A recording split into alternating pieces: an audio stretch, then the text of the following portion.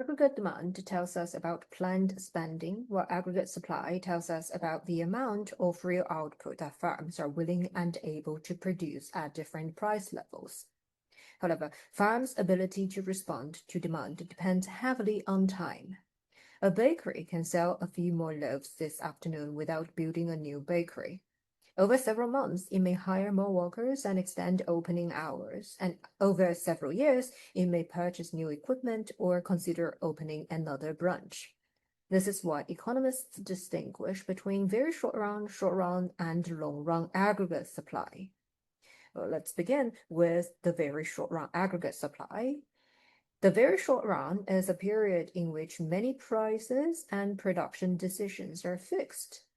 Firms may already have goods in stock and workers scheduled to work, and firms may already have existing spare capacity and prices already printed on menus, catalogs, or websites. As a result, firms may respond to higher demand by increasing output without immediately increasing prices. So the very short-run aggregate supply curve is often shown as horizontal.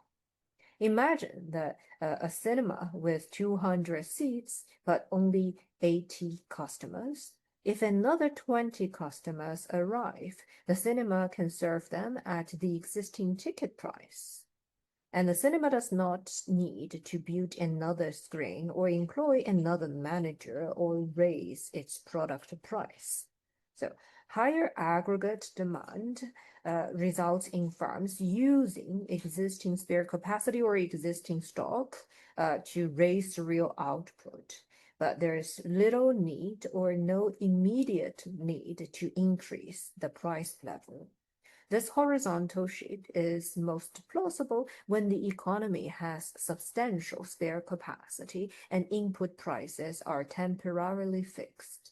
However, this response cannot continue indefinitely, as stocks will eventually run down and workers are going to reach their contracted hours and spare capacity will eventually become exhausted. And that brings us to short-run aggregate supply. In the short run, firms can change output, but at least some production costs remain fixed or they adjust very slowly. The short-run aggregate supply curve slopes upwards, and this means firms are willing to produce more real output when the general price level rises. Suppose the prices that firms receive for their product rise, while some costs, especially wages, initially change more slowly. Firm's profit margin is going to increase in this case, and producing an additional output will become more attractive. Right, so higher price level means selling prices rise faster than some of the production costs, and profit per unit is going to increase. Firms would be willing to increase their production, and this leads to greater quantity of real output supplied. However, as firms continue to expand output, production becomes increasingly difficult and expensive.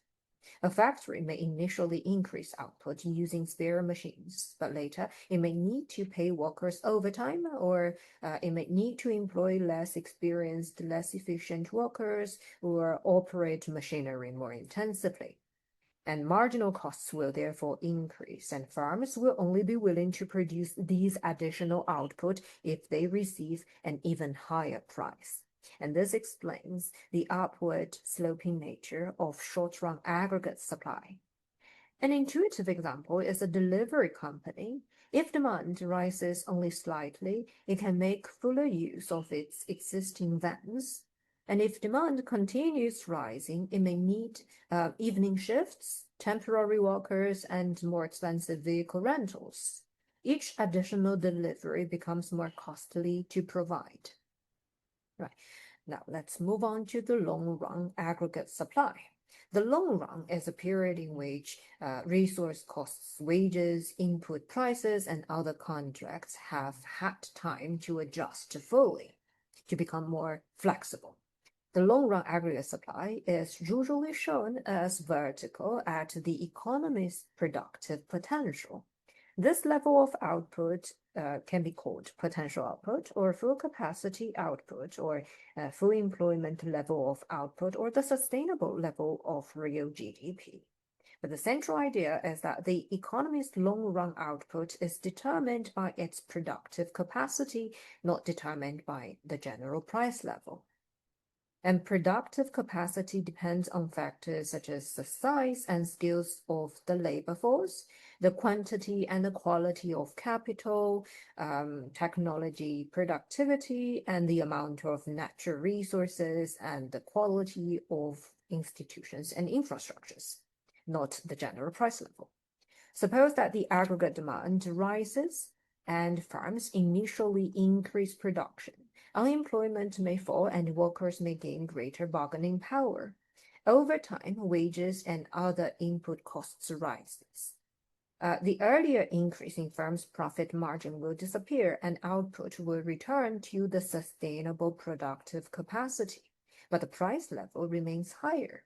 So in the long run, higher aggregate demand means temporary increase in output, but greater pressure on wages and input costs. And then production cost increases, the output will return to productive potential. The higher price level is going to be resulted without any improvement in real output. This is why the long-run aggregate supply is vertical. A rise in the price level cannot by itself create more workers, more resources, machinery skills, or higher level of technology.